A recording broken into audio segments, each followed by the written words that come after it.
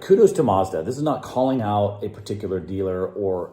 I got a call from a dealer saying I'm due for oil change after 5,000 kilometers, to which I said... If you bought your truck from a dealership, they handed you an owner's manual and probably said something like, just follow the maintenance schedule and you'll be fine. What they didn't tell you is that the maintenance schedule in that manual is written to make your truck look cheap to own for the first few years. And there's a second set of services that quietly starts costing you real money right after the warranty runs out. Today I'm breaking down exactly what's missing from that schedule, what it actually costs, and why dealers have very little incentive to bring it up. Stick around, because a few of these can save you thousands of dollars if you catch them early.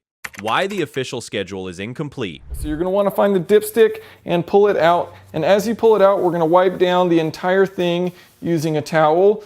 So we're going to clean it off, that way we can get a... Manufacturers design maintenance schedules around two things: keeping warranty costs predictable and making the cost of ownership numbers look good in reviews and brochures. That's not a conspiracy, it's just how the incentive works. The schedule covers oil changes, tire rotations, basic inspections. It does not cover a lot of wear items that are just as important. You have a later model car like this 2007 Toyota Camry, check this out.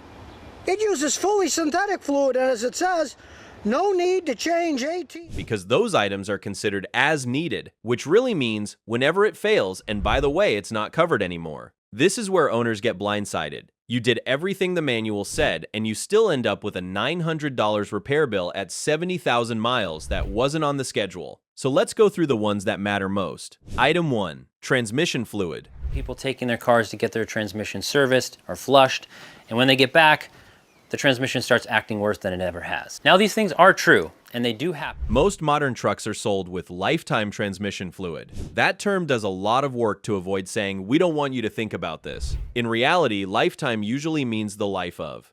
The transmission under ideal conditions, not the life of your ownership, especially if you tow, haul, or drive in stop-and-go traffic a lot.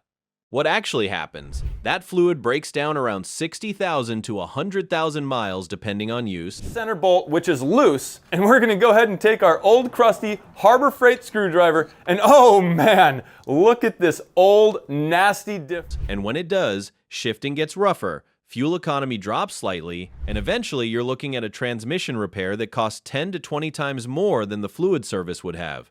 The fix is simple. A transmission fluid and filter service every 60,000 miles regardless of what the manual says. More often if you tow regularly. Cost: usually $150 to $300. Compare that to a transmission rebuild, which on most trucks runs $3,000 to $5,000. Scratching into the diff cover because you don't want to leave any marks or scarring. Anything like that could lead to leaks in the future. Here, the old... Item 2. Differential and transfer case fluid. Base here is too tight to fit a socket. Next, place some cardboard under the rear of the car to catch any spills. And if you have four-wheel drive, you have at least one differential and a transfer case, both with their own fluid that is almost never mentioned to first-time truck buyers. These don't fail often, but when they do, it's because the fluid broke down and metal started grinding metal, and by that point, you're not just replacing fluid, you're replacing gears. Dirty oil, the oil is clean. And I know you're thinking, no, it's not. It's actually dirt. No, it's clean, people. I'm using a basic pump like this, right? And your standard. This is especially relevant if you use four-wheel drive off-road, in mud, or in water crossings, because water contamination in that fluid is one of the most common causes of early differential failure, and it's completely invisible until the damage is done. Realistic service interval: every 30,000 to 50,000 miles, more often for off-road use. Cost: $100 to $200 total for both. Differential. Okay. Hey, look how rusty that is. Remember, take this to fill out first. A differential rebuild, $1,500 or more. Item 3. Cabin and engine air filters. Inside your vehicle clean, so you're not inhaling pollutants every time you drive. Depending on driving conditions, filters should be replaced every 15,000 to 30,000 miles. This one's smaller, but it adds up in a different way. Fuel economy and AC performance, not catastrophic failure. A clogged cabin filter is also the single most common reason trucks get "my AC isn't blowing as hard as it used to" complaints, which ties directly into that AC video I made recently. It's a 5-minute job most owners could do themselves, and dealers almost never proactively flag it because it's not a big-ticket item for them. Get all the dust out of here.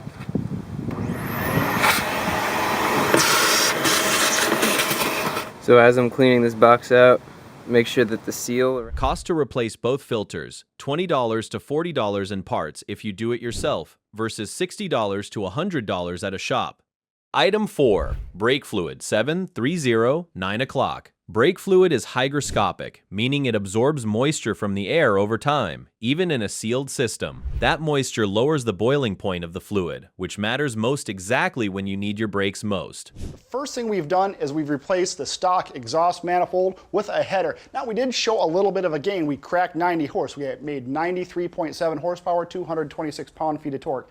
That is up from the old peak. Heavy braking on a long downhill grade or repeated hard stops while towing. Most manufacturers technically recommend a brake fluid flush every 2 to 3 years, but it's buried deep in the manual and almost never brought up at a routine service visit unless you ask. Cost: $80 to $150. The alternative isn't just an inconvenience. Degraded brake fluid is a genuine safety issue under heavy load, which matters a lot if you're towing a trailer or hauling in the bed regularly. Item 5. Fuel injector and fuel system cleaning, 9 o'clock, 10:30. This is the one dealers are least likely to mention because it's genuinely optional in a lot of cases, but it becomes not optional if you're buying cheaper gas stations regularly or driving mostly short trips that never let the engine fully clean itself out. Carbon buildup on injectors and intake valves happens gradually, and the symptoms, slightly rougher idle, small dip in fuel economy, occasional hesitation, are easy to write off as just how the truck feels now. Moving.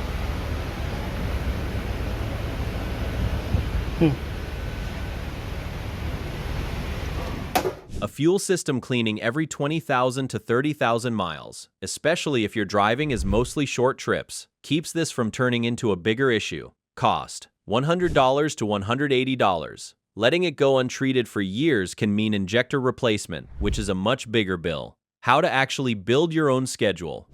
Here's the practical takeaway. Don't throw out the factory schedule. It covers the basics fine, but layer these 5 items on top of it based on how you actually use the truck, not how the manual assumes you use it. If you do a lot of short trips or city driving, fuel system cleaning becomes more important since the engine rarely gets a chance to burn off carbon buildup naturally.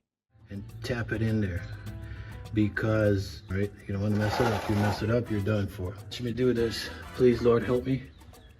If you're near water, mud, or heavy off-road use, differential and transfer case fluid checks should happen more often, and after any deep water crossing, check it right away rather than waiting for the interval. The overall pattern here is simple. The official schedule assumes light, easy driving conditions. The more demanding your actual use case is, the more these extra items stop being optional and start being the difference between a truck that lasts 200,000 miles and one that needs a major repair at 90,000. Closing: 1-2-3-0-1-400. None of this is about distrusting your dealer out of principle. It's just that their service department is built around what the manufacturer requires them to do, not necessarily what's actually best for your specific truck and how you drive it. A 5-minute conversation with your service advisor, where you specifically ask about these 5 items, can save you from a 5-figure repair bill down the road. If this was useful, the next video in this series is going to break down the exact repair costs I've tracked on my own truck over the past year, item by item, so you can see real numbers instead of estimates. Subscribe if you don't want to miss that one, and drop a comment if there's a specific fluid or component you want me to dig into next. I read every one of them, and a lot of upcoming topics come straight from these comments. Thanks for watching, and I'll see you in the next one.